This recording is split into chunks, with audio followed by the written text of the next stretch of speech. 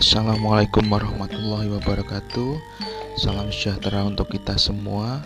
Alhamdulillahirabbil alamin. Wassalatu wassalamu ala asyrofil anbiya'i wa mursalin Sayyidina wa maulana Muhammadin wa ala alihi washabihi ajmain, amma ba'du.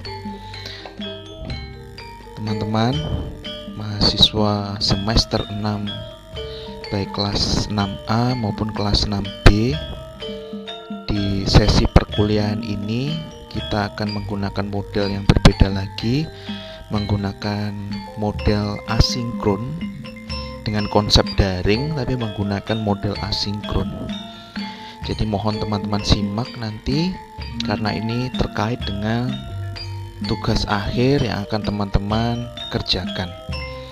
Sebelum menginjak materi yang akan saya sampaikan pada pertemuan ke-10 ini, saya ingin mereview lagi, ingin mengulas lagi materi yang sudah saya sampaikan pada pertemuan yang lalu menggunakan model sinkron ya, menggunakan model teleconference, karena ini masih ada korelasinya, masih ada relevansinya dengan materi yang akan saya sampaikan, supaya teman-teman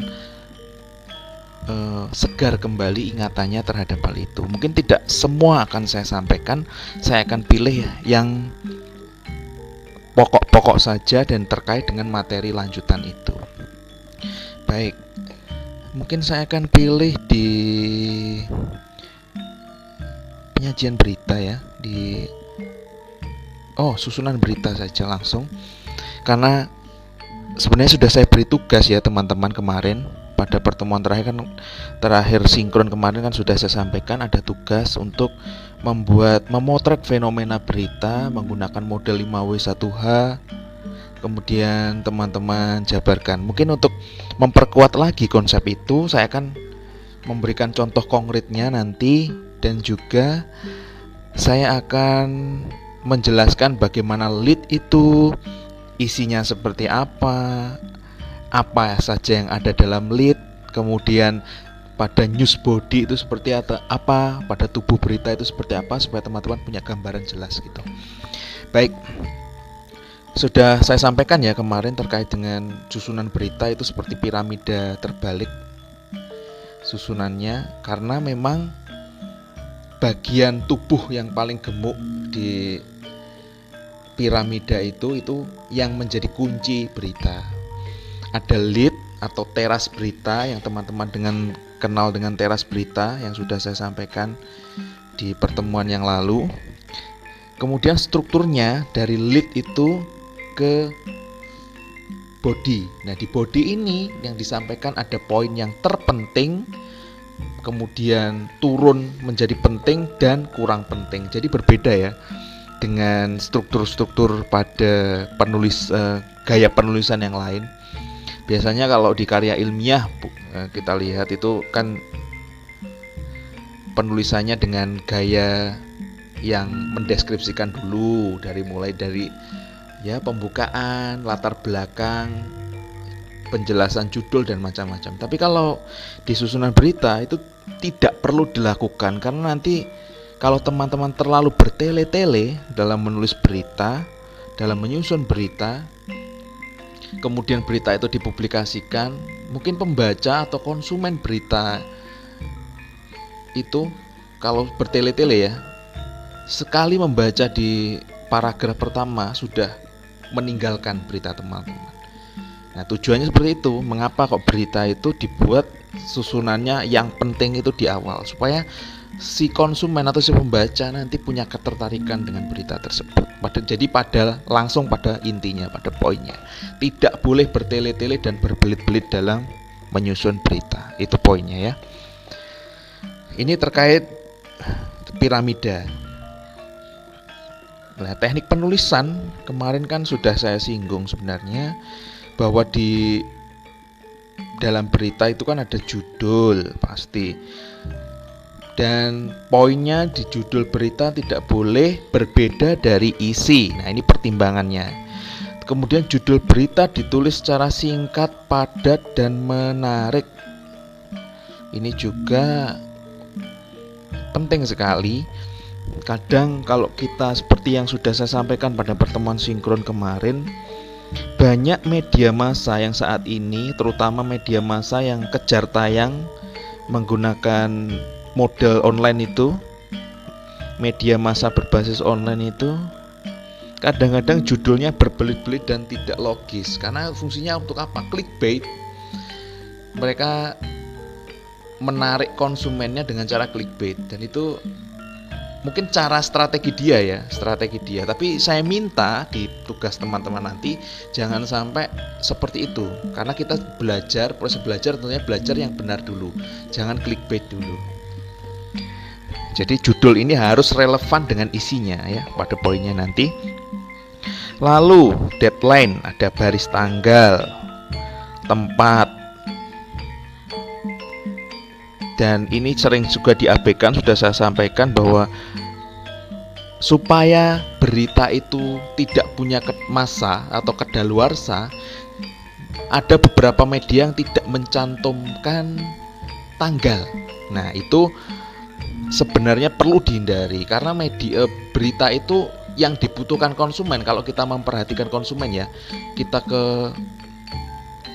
memuaskan konsumen, tentunya kita harus mencantumkan tanggal itu, kapan terjadinya, dan ini berita ini sudah update atau sudah kadaluarsa. Jadi harus diperhatikan.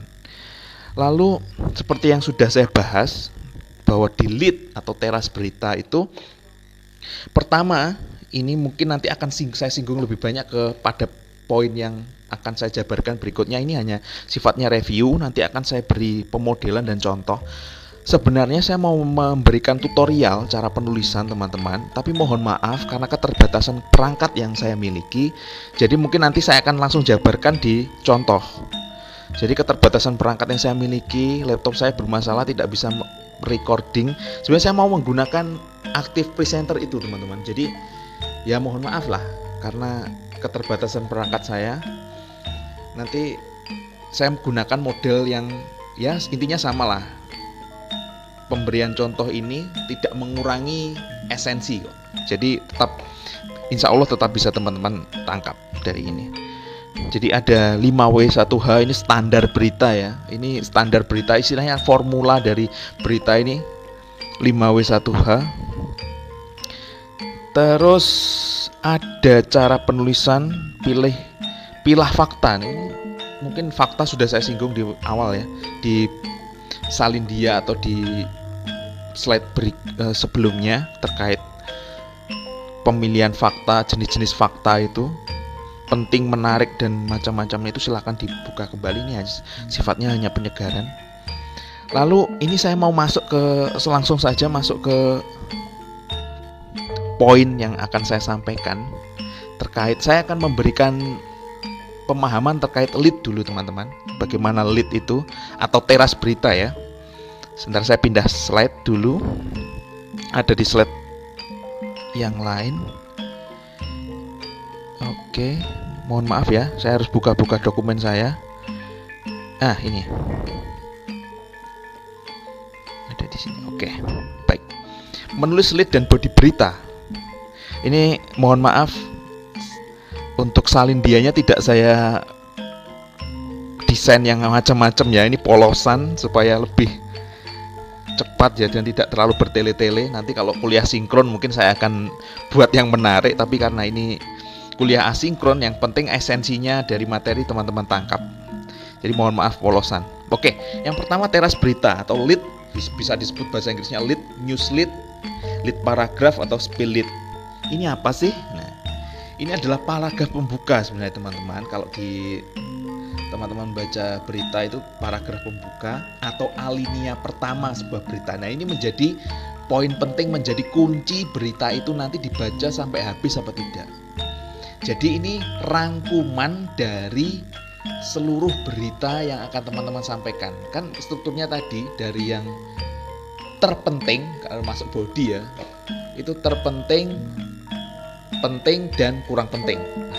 Nah, ini lead ini adalah kunci karena rangkumannya ada di situ di awal, supaya pembaca itu sampai selesai sampai akhir membaca berita yang teman-teman sajikan. Nah, itu permainan psikologis sebenarnya.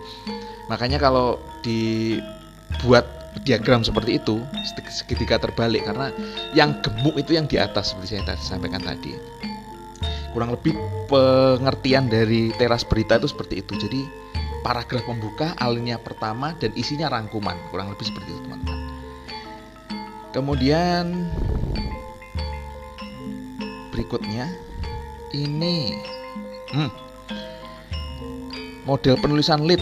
Nah, ada berapa? Saya mungkin ada 9 sebenarnya, teman-teman, tapi saya singkat menjadi 4 saja mungkin yang bisa teman-teman pahami. Kira-kira saya pilah menjadi 4 ini yang lebih sederhana dan mungkin banyak digunakan juga oleh para wartawan untuk menulis model lead ya. Yang pertama model ringkasan, seperti ini yang model yang pertama, ringkasan.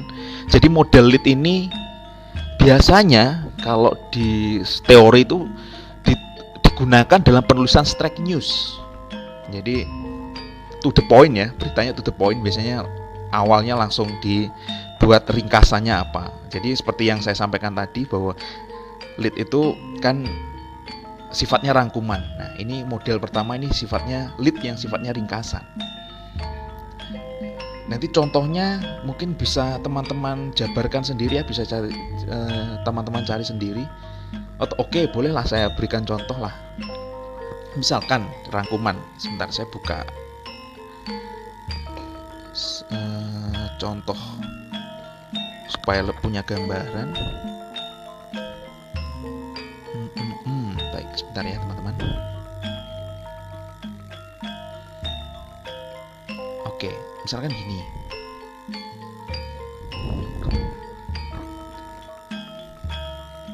Saya buka sebentar.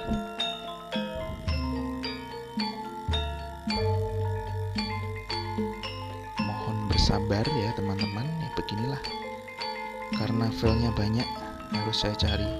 Karena contoh spontan itu nantinya saya takutkan malah nggak efektif. Jadi lebih baik saya berikan contoh otentik. Oke, ini yang akan saya gunakan dalam contoh yang teman-teman nanti simak. Nanti saya akan tampilkan dalam bentuk Word ya, Microsoft Word. Silakan nanti teman-teman cermati. Baik, misalkan gini ya, saya memilih saya mengambil sebuah berita di surya.co, Surya daring ya, Surya online, yang judulnya ikuti webinar Bupati Blitar Rianto ajak masyarakat manfaatkan inovasi IT di era new normal. Jadi di model berita ini, jadi langsung lead-nya ini begini. Bupati Blitar Rianto mengikuti web seminar atau webinar atau seminar online tentang peran inovasi ilmu teknologi dalam kurung IT dalam mendukung era new normal yang diselenggarakan Dinas Komunikasi dan Informatika dalam kurung Diskominfo Kabupaten Blitar. Dan di sini ada tanggalnya, Kamis 11 tanggal 11 bulan 6 2020. Nah, ini masuk lead. Kenapa? Karena ini rangkuman. Jadi intinya yang mau disampaikan wartawan itu di poin ini. Pada poin ini. Nah, kalau ini ditaruh di belakang, bayangkan ditaruh di terakhir ya. Jadinya akan berbeda, teman-teman. Jadi mungkin pembukaannya akan lebih bertele-tele. Jadi makanya prosesnya seperti itu. Jadi rangkuman itu ditarik di lead. Ini terkait lead yang sifatnya ringkasan. Berikutnya yang kedua yang sifatnya naratif. Dan ini model narasi ya. Narasi itu kan penceritaan. Biasanya model ini lebih disukai oleh para penulis atau penulis fiksi ya biasanya ya. Novel, novelis, cerpenis itu biasanya menggunakan. Tapi kan sudah saya sampaikan bahwa di jurnalistik itu ada jurnalisme sastrawi. Nah, biasanya ini menggunakan model-model naratif seperti ini. Jadi contohnya ya, misalkan kalau penggambaran ini saya contohkan misalkan gini, mendeskripsikan sesuatu, menarasikan sesuatu, misalkan batu-batu besar menengadah mengancam sekitar 60 meter di bawah ketika Kuswoyo berjuntai di ujung tambang pada lereng curam sementara angin kencang berdesir di sebelah utara puncak. Parangro. Misalkan ya, ini contoh. Jadi model-model seperti itu adalah model naratif. Jadi gaya penelitiannya sangat sastrawi kan, sangat indah.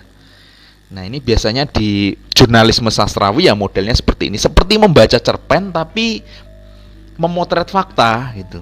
Jadi sebenarnya berita ditulis dalam gaya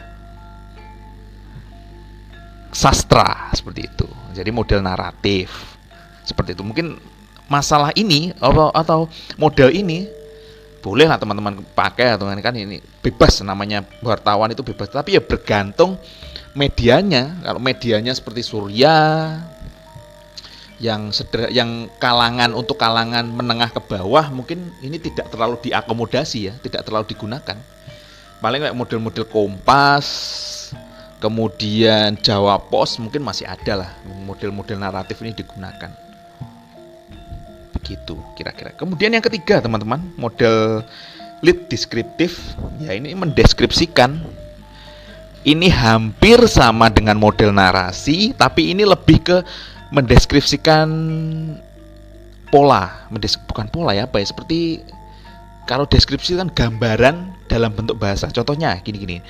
Mata yang coklat dan dingin itu menyipit ketika mengamati sebuah wajah. Ia seolah menembus tempat persembunyian kebohongan. Itulah mata seorang polisi. Jadi modelnya itu mendeskripsikan fisik tertentu digambarkan dengan menggunakan pola naratif bahasa. Jadi ya menangkap fenomena kemudian dibahasakan, intinya gitu.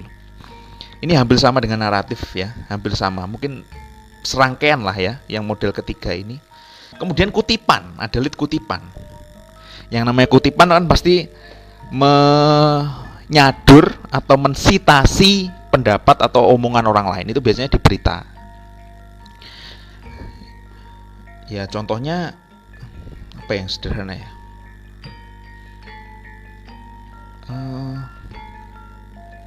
Sebentar, apa ya? Kalau di kutipan misalkan saya ambil contoh dari yang tadi ya, yang berita tadi yang sebenarnya mau saya gunakan untuk contoh. Misalkan ini, di berita yang saya sebagai contoh tadi ini, selama ini kami sudah memanfaatkan teknologi untuk beberapa kegiatan maupun pelayanan publik. Beberapa rapat sudah kami lakukan melalui video conference. Sejumlah pelayanan publik juga sudah menggunakan sistem online. Tapi kami ini di era new normal ini pemanfaatan teknologi semakin cepat, ujarnya. Jadi ini tadi ya beritanya terkait Pak Rianto. Jadi wartawan kan pasti untuk memperoleh berita kan dengan metode wawancara kan. Nah, untuk supaya lebih konkret makanya diberi komposisi berupa wawancara. Jadi transkrip wawancara itu ditampilkan dalam beritanya. Nah, itu berupa kutipan. Jadi lead berupa kutipan ini bisa digunakan teman-teman. Bisa diakomodasi. Kurang lebih ada 4 tipe ini. Sebenarnya ada 9. Tapi saya ingin yang pokok saja, yang poin saja ini. Teman-teman bisa pilih model yang mana nanti digunakan dalam penulisan lead ya. Ada tips menulis lead lead teman-teman, mohon maaf, slip of tongue ya. Ada tips menulis lead. Jadi ada 4 kurang lebih ini di PowerPoint ini. Jadi ini perintah ya, tulislah ringkas. Obral kata-kata yang tidak perlu hanya akan mengurangi efektivitasnya. Jadi kurangilah, bertele-tele lah intinya itu ya. Jangan mengobrol kata-kata yang tidak penting, langsung pada intinya itu. Kemudian yang kedua, tulis alinea secara ringkas. Jangan lebih dari 4 baris. Beda ya. Kalau di penulis ilmiah, menulis ilmiah dalam bentuk skripsi, makalah, artikel dan macam-macamnya, kan paragraf itu idealnya terdiri dari 4 sampai 5 kalimat ya. Tapi di berita jangan sampai paragraf itu banyak, karena nanti akan menimbulkan seperti kan itu apa, tipologi tulisan itu penting kan bagi psikologis pembaca. Nanti kalau pembacanya itu orang yang tidak terlalu suka membaca, nanti akan cepat akeh men sih, akan seperti itu. Jadi lebih baik tidak terlalu banyak paragraf ya, cukup 2 terdiri dari 1 sampai 2 kalimat cukup lah ini untuk alinea ya. Jadi jangan terlalu banyak. Jangan sampai, makanya di sini ditulis jangan sampai lebih dari 4 baris. Gitu. Kemudian yang ketiga, gunakan kata-kata aktif. Kata-kata yang mempunyai nyawa dan tenaga. Bila pembaca merasakan sebuah gerakan, ini didapat bila kita menggunakan kata-kata kerja. Jadi, nah ini biasanya kan kalau teman-teman belajar morfologi ya, akan kata kerja itu ada aktif, ada pasif. Nah, di sini tolong hindari menggunakan kata-kata yang kerja pasif. Nah, ini bedanya dengan karya ilmiah, teman-teman. Kalau karya ilmiah, pola di model penulisan karya ilmiah di Indonesia kan selalu kata saya itu disamarkan. Jadi subjek itu disamarkan. Kenapa? Alasannya supaya tidak terlalu subjektif.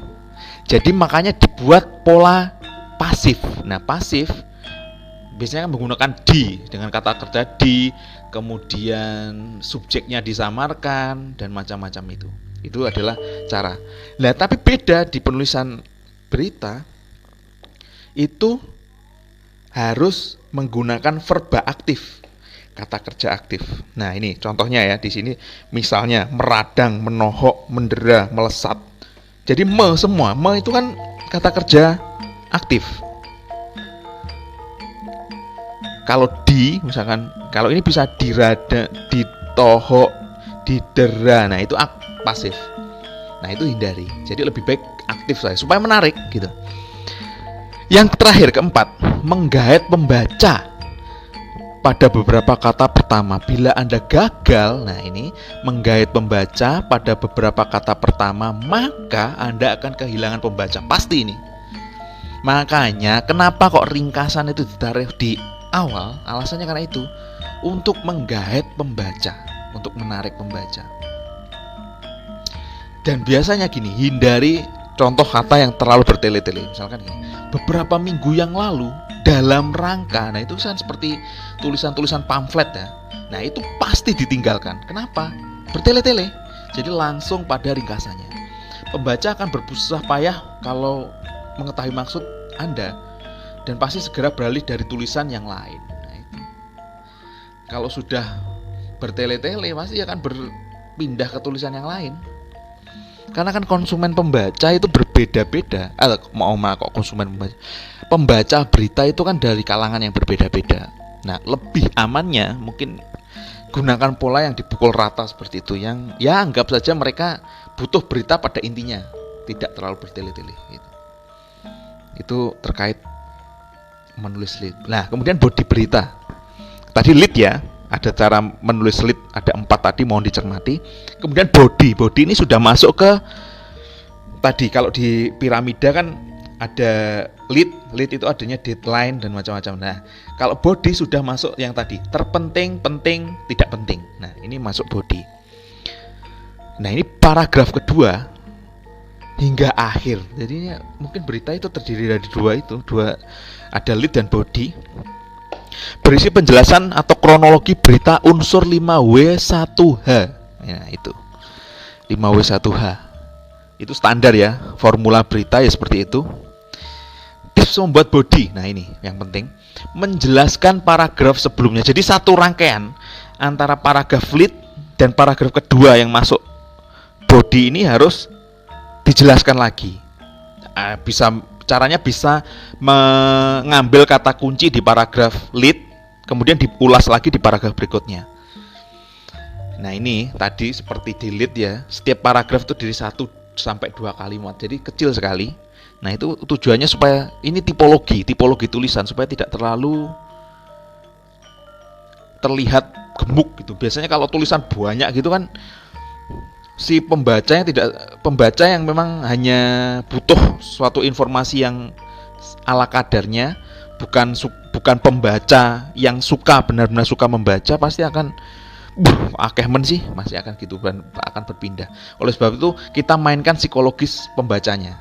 Jadi mungkin 1-2 kalimat cukup lah, supaya tidak terlalu gemuk paragrafnya.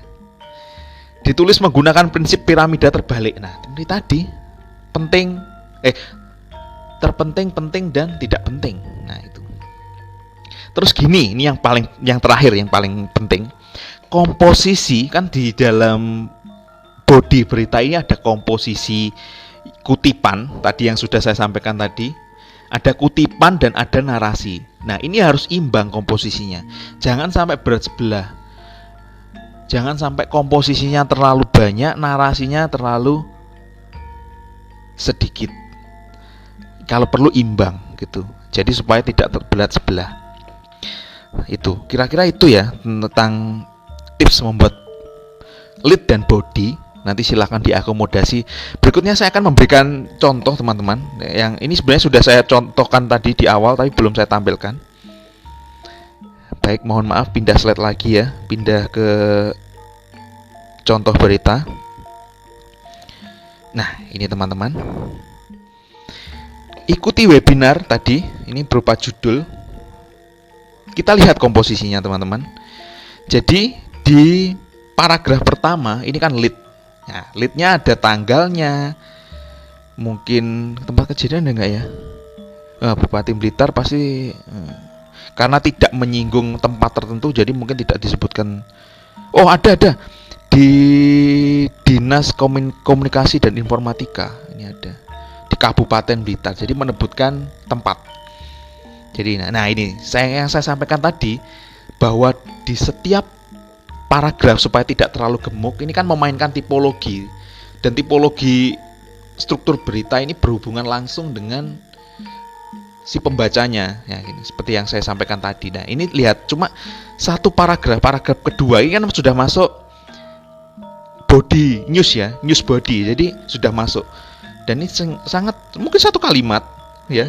Ini saya kutip, saya copy paste tanpa mengubah struktur. Kemudian ketiga, webinar disiarkan langsung di media sosial dan macam. Nah, kemudian yang saya sebut komposisi tadi teman-teman, coba lihat. Ini ada kutipan. Ini gaya petik ini adalah gaya kutipan. Kita lihat apakah ini komposisinya pas antara narasi dan kutipannya.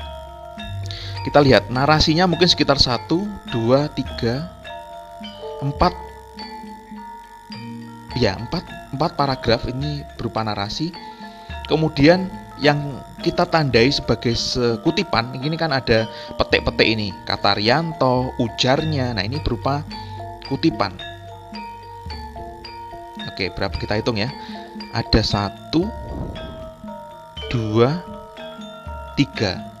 Nah, ini masih komposisinya masih pas. Jadi tidak terlalu berbuih-buih dengan narasi si reporternya atau wartawannya, dan juga tidak terlalu berbuih-buih dengan kutipan. Jadi pas porsinya. Nah, ini yang saya maksud nanti teman-teman seperti ini. Jadi komposisi antara narasi dan komposisi antara kutipan itu harus pas. Nah ini juga nanti struktur maksudnya struktur, entah itu kutipannya didahulukan. Yang penting kalau di lead kan meskipun mendahulukan kutipan harus ada isi ringkasannya. Ini yang menjadi terpenting karena poinnya ada di situ. Jadi ada beberapa hal itu. Nah, terkait hal itu teman-teman, nanti mungkin tugasnya ya, karena waktu pengumpulannya diundur tadi berapa PJM dari kelas masing-masing. Saya tidak tahu nih kelas A atau kelas B ya yang WA saya terkait itu. Tugasnya mungkin dikumpulkan setelah asinkron YouTube ini. Jadi mohon diperbaiki lagi, sesuaikan dengan yang saya sampaikan di pertemuan ke-10 ini. Jadi masih ada waktu, silahkan sesuaikan. Jadi kurang lebih itu yang bisa saya sampaikan teman-teman. Kalau ada tanggapan maupun pertanyaan, silahkan tulis di postingan YouTube nanti. Tanggapannya nanti akan saya tanggapi langsung via komentar di situ supaya supaya banyak dibaca dan teman-teman belajar dari situ. Dan nantinya supaya ya semuanya bisa belajar lah dari situ, karena intinya kan asinkron YouTube ini supaya bisa dipelajari oleh tidak hanya untuk kawan-kawan yang menempuh praktik jurnalistik, tapi juga mungkin adik-adik tingkat yang nantinya akan menempuh praktik jurnalistik juga. Oke, ininya gitu teman-teman. Baik, kurang lebih itu yang bisa saya sampaikan. Mohon maaf dengan keterbatasan perangkat ini. Semoga teman-teman tetap bisa menangkap esensinya dengan apa yang saya sampaikan terkait materi pertemuan ke-10 ini. Jadi saya akan menutup perkuliahan ini dengan mengucapkan banyak terima kasih. Semoga teman-teman melihat dari awal sampai akhir meskipun tampilannya ala kadarnya. Jadi mohon maaf teman-teman. Terima kasih. Assalamualaikum warahmatullahi wabarakatuh.